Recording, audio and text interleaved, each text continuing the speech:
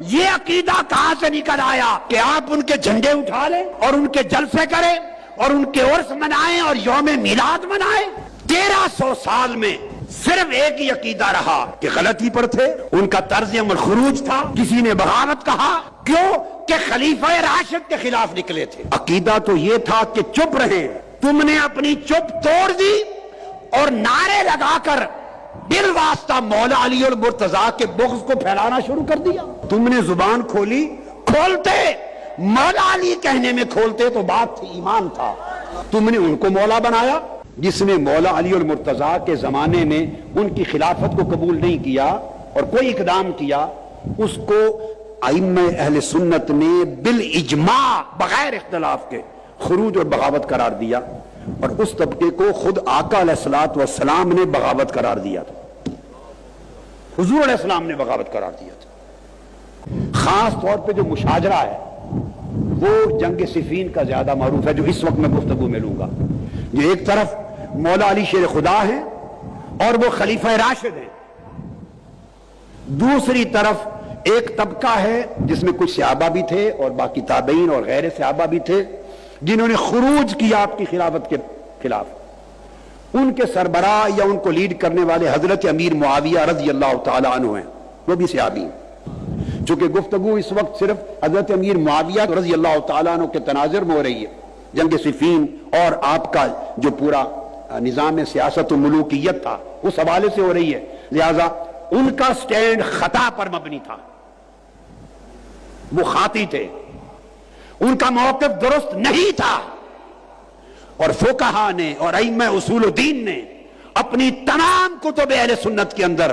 ان کے اس عمل کو، اقدام کو خروج اور بغاوت تک کا لفظ لکھا ہے، خروج اور بغاوت کا لفظ لکھا ہے۔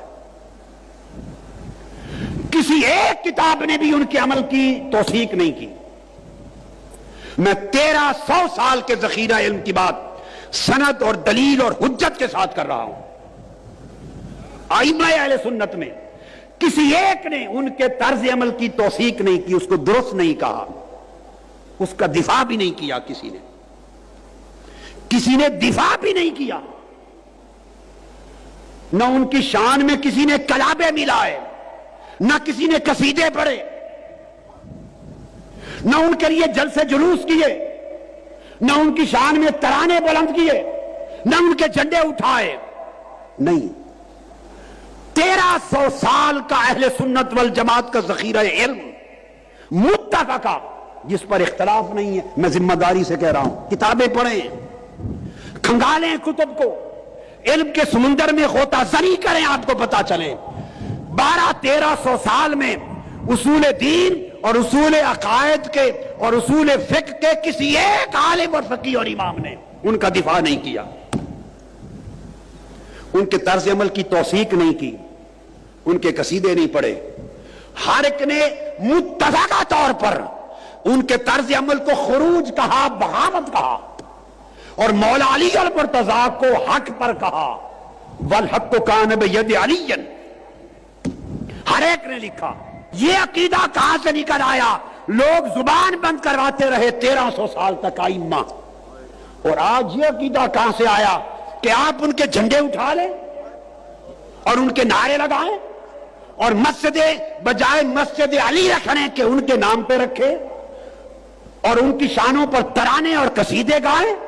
اور ان کے جلسے کریں اور ان کے عرس منائیں اور یوم میلاد منائیں؟ خدا کے لیے مجھے بتا دو، 1300 سال میں یہ عقیدہ میں نے اپنی زندگی میں نہیں دیکھا۔ تم نے اپنی چپ توڑ دی اور نعرے لگا کر بالواسطہ مولا علی المرتضیٰ کے بغض کو پھیلانا شروع کر دیا۔ ہم زبان بند رکھتے ہیں اور تم نے زبان کھولی، کھولتے مولا علی کہنے میں کھولتے تو بات تھی، ایمان تھا۔ تم نے ان کو مولا بنایا، 1300 سال یہ رہا، اب تم جھنڈے لے کے باہر نکل آؤ اور ان کی شانیں بیان کرو اور ان کے جلسے جلوس نکالو اور لوگوں کے ذہنوں میں ایک انتشار پیدا کرو کہ وہ بھی صحابی تھے، یہ بھی صحابی تھے، وہ حق پر تھے، یہ حق پر تھے۔ کون وہ شخص ہے خلفائے راشدین کے بعد جن کو آپ مولا علی کے مقابلے میں کھڑا کرنے کی جرات کر سکتے ہیں، جو خلفائے راشدین کے علاوہ مرتبے میں کوئی مولا علی شیر خدا کے مقابلے میں کسی کو کھڑا کرتا ہے وہ اپنے ایمان کی جڑ کاٹ دیتا ہے.